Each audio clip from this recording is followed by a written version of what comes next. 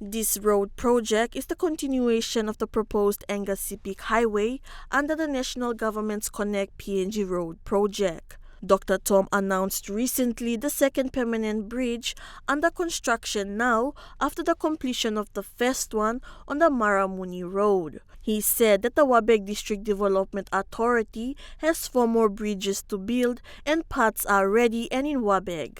Once the completion of the second, Dr. Tom revealed that the bridge will help reach the first village past Maramuni Station called Nelayaku on the East Sepik province side of the border. Claire Mauta, National EMTV News.